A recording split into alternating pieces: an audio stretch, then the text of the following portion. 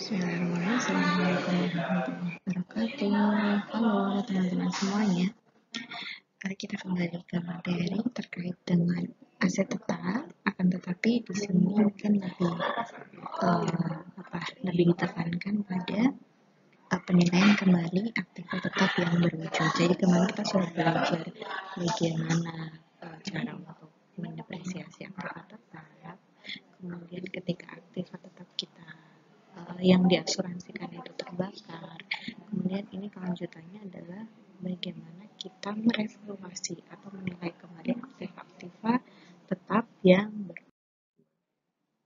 di sini ada 3 materi nanti yang sudah disampaikan. Yang pertama perubahan harga perolehannya, kemudian taksiran dari umur aktiva tetap, kemudian perubahan harga perolehan dan taksiran umur dari aktiva tetap.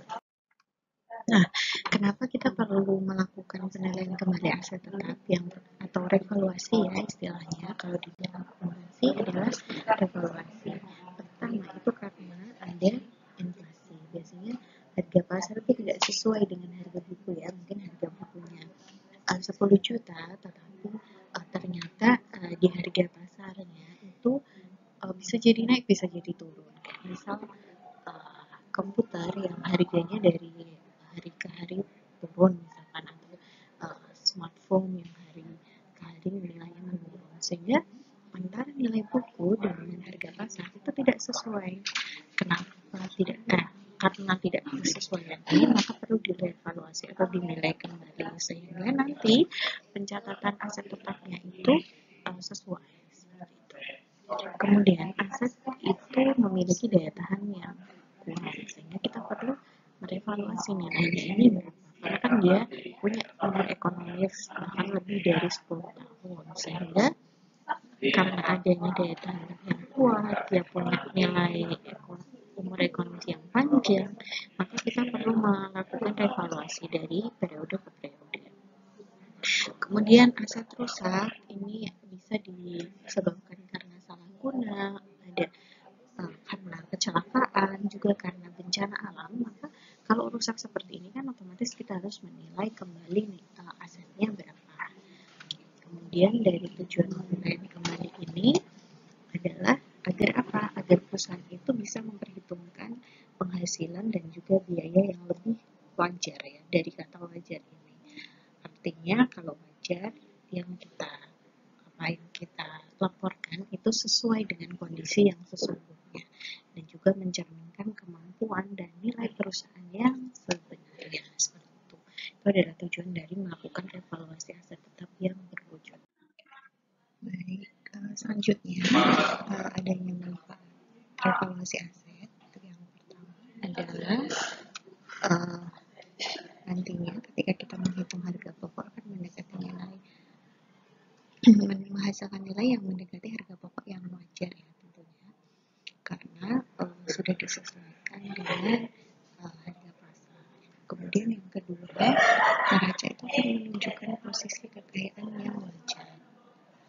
Selanjutnya juga meningkatkan struktur modal sendiri. Jadi dengan revaluasi aset itu nantinya debt equity ratio-nya yang berasal dari hutang atau hutang itu kita memiliki kemampuan yang tinggi untuk membayar hutang berdasarkan aset yang dimiliki.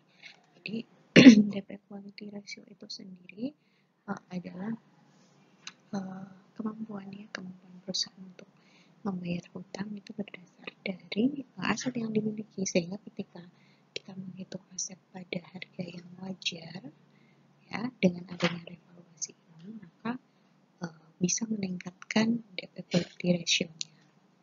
Kemudian yang keempat adanya ketika aktivanya ini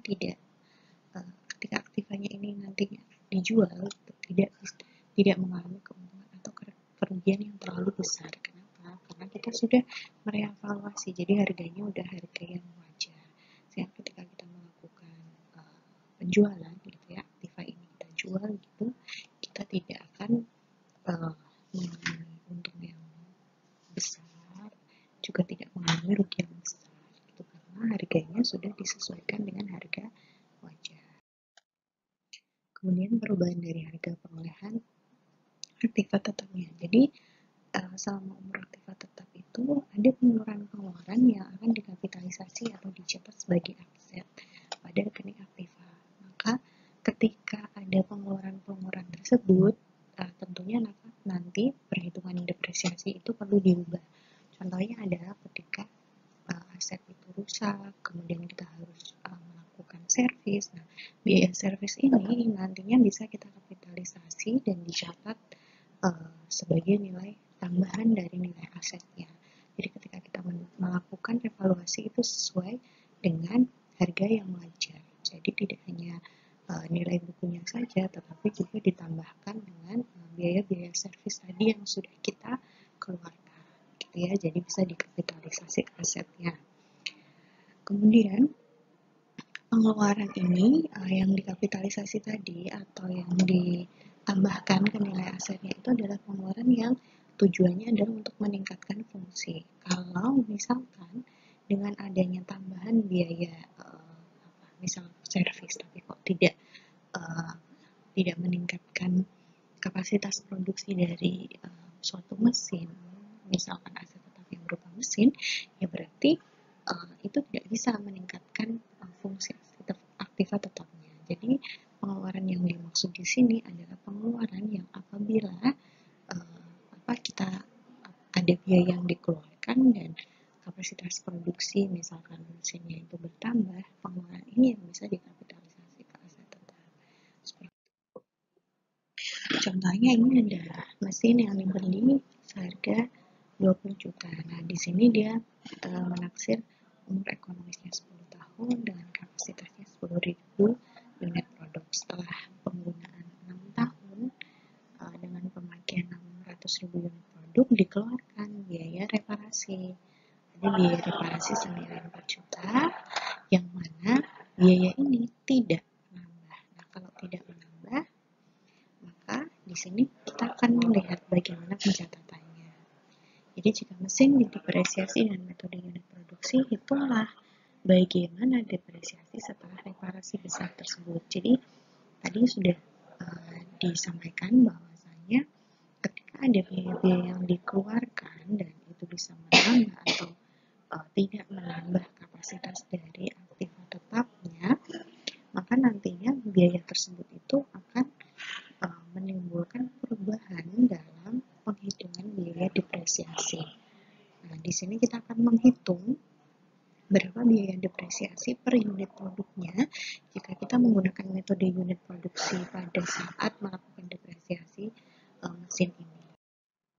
Ini adalah penyelesaian kasusnya, jadi dari harga pengeluaran awal adalah 20 juta, kita bagi dengan total unit produksinya 1 juta unit, maka harga perolehan dari mesin tersebut adalah per unitnya sebesar 20 rupiah.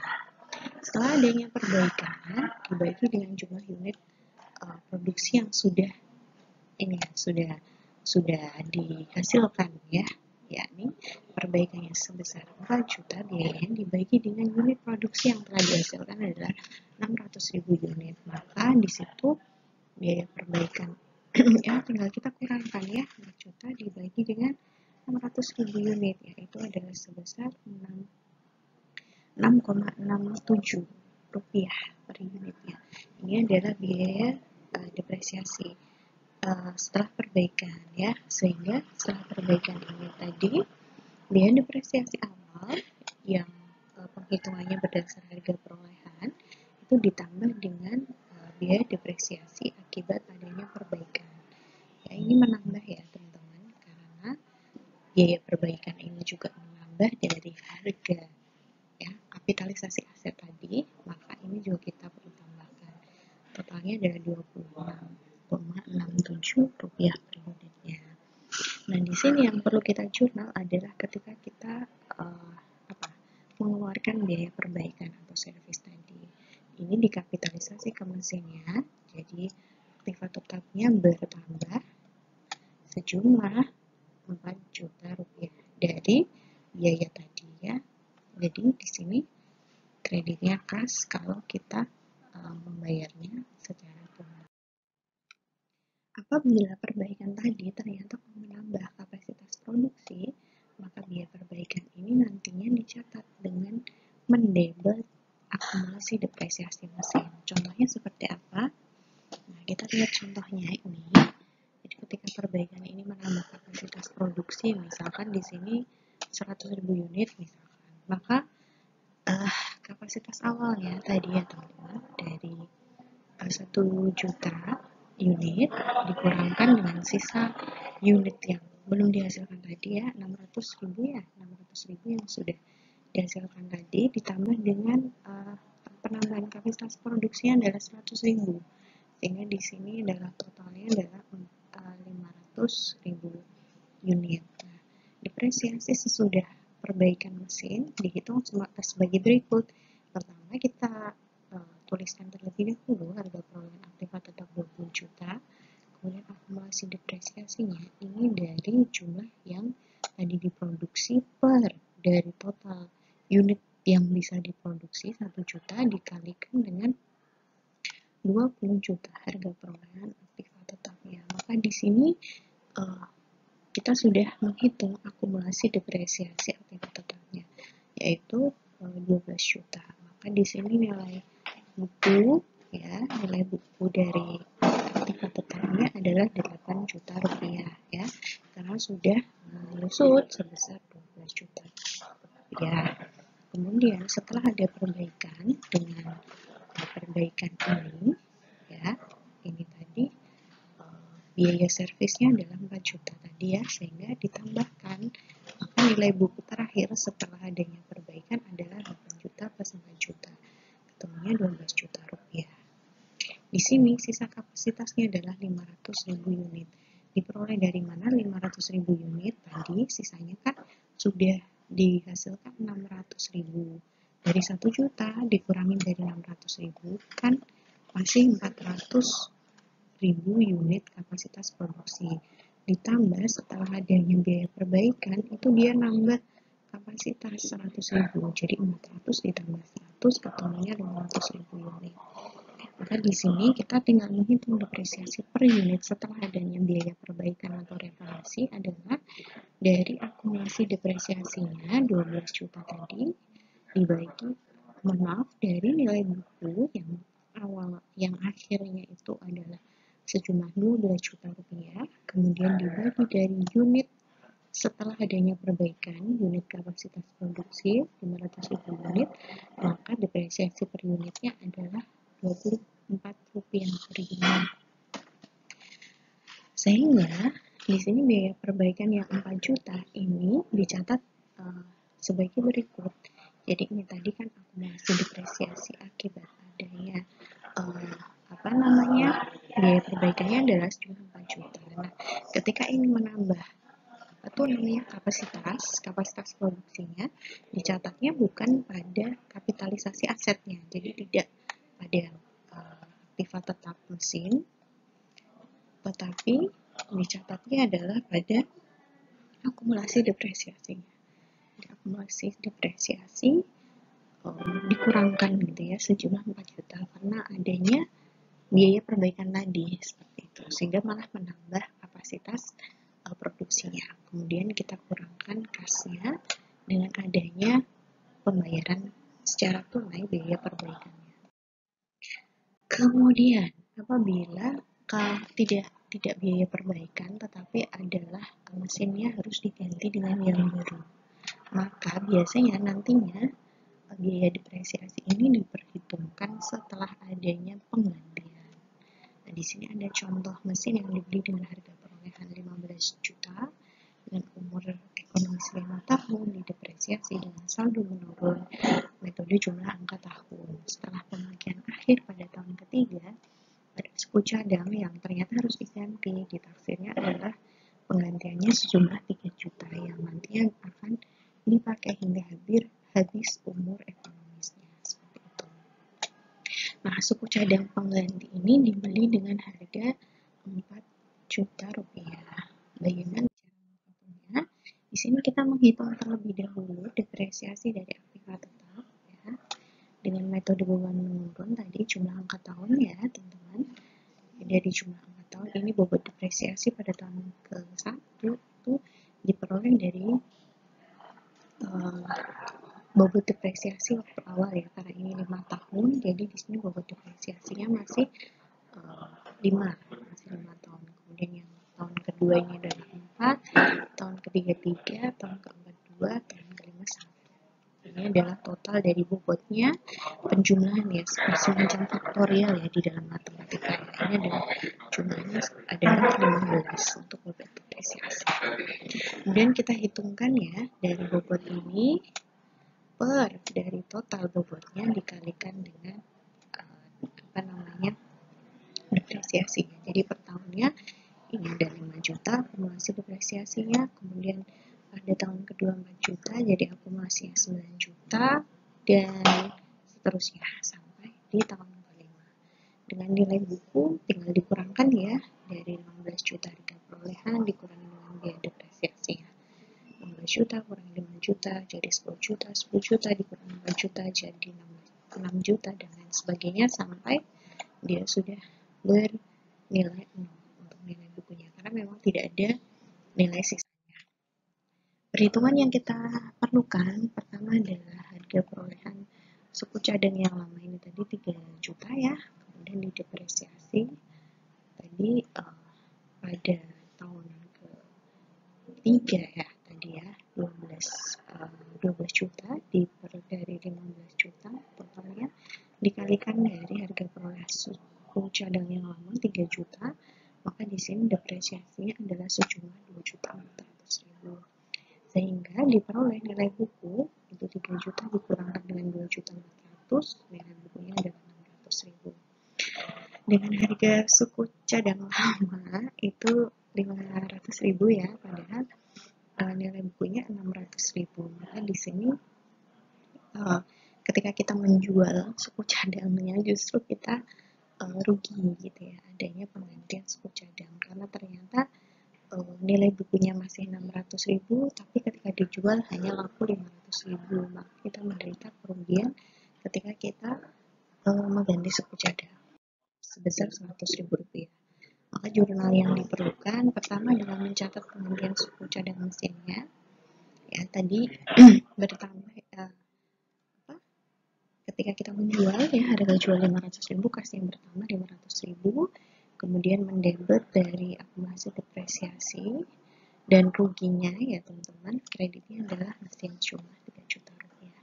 Ketika kita membeli suku cadang baru, maka kita langsung catat dan kapitalisasi ke nilai mesin, harga perolehan mesinnya sebesar 4 juta. Jadi bukan suku cadang tetapi ke mesin ya, mesin bertambah 4 juta, kreditnya kas karena kita membayar secara tunai. Macam itu. Kemudian di sini adalah ketika kita mendepresiasi penggantian suku cadangnya. Tadi harga perolehan awalnya kan 15 juta, kemudian suku cadang yang diganti 3 juta ya tadi, sehingga sisanya adalah 12 juta rupiah. Ketika kita mengganti dengan suku cadang baru, ini bertambah sejumlah 4 juta ya tadi harganya, kemudian harga perolehan mesin setelah adanya penggantian suku cadang, yakni nilai sisa ini ditambah dengan 4 juta, totalnya 16 juta rupiah. Maka yang belum didepresiasi itu adalah, kan tadi yang 12 juta sudah didepresiasi ya teman-teman yang di sini ya. Yang belum didepresiasi adalah sejumlah dari suku cadang barunya 4 juta tadi. Maka nanti kita tinggal menghitung depresiasi tahun kelima dan tahun keempat dan tahun kelima untuk sejumlah 4 juta, sejumlah penambahannya saja. Ini juga harus kita tambahkan. Nah di sini di tahun keempat itu bobot depresiasinya 2 ya, 2/3 kali 4 juta, ketemunya 2.666.667 rupiah. Sehingga yang dibebankan di tahun keempat depresiasinya sejumlah ini. Di tahun kelima bobot depresiasinya adalah 1/3 dikalikan dari 4 juta. Nah ini tiganya ini diperoleh dari, karena kan ini tinggal 2 tahun ya teman-teman, dari 2 tahun tinggal 2 tahun ini, jadi dijumlahkan ini 2, ini 1, jadi ini 3 bobot depresiasi dengan jumlah angka tahunnya, seperti itu. Nah depresiasi tahun kelima ini juga 1/3 dikalikan dengan 4 juta rupiah sejumlah suku cadang baru dengan hasil sejumlah 1 Rp1.333.333. Maka beban depresiasi yang dibebankan pada tahun kelima adalah Rp1.333.333. Ini adalah pencatatan biaya depresiasinya untuk tahun keempat dan tahun kelima. Debitnya biaya depresiasi mesin ya, kreditnya akumulasi depresiasi mesin. Keduanya bertambah sejumlah angka yang sudah kita hitung tadi, 2.600.000 sekian dan 1.300.000 sekian. Ya, itu adalah akhir dari materi terkait dengan revaluasi aset tetap atau penilaian kembali aset tetap ini. Sampai jumpa di materi berikutnya. Wassalamualaikum warahmatullahi wabarakatuh.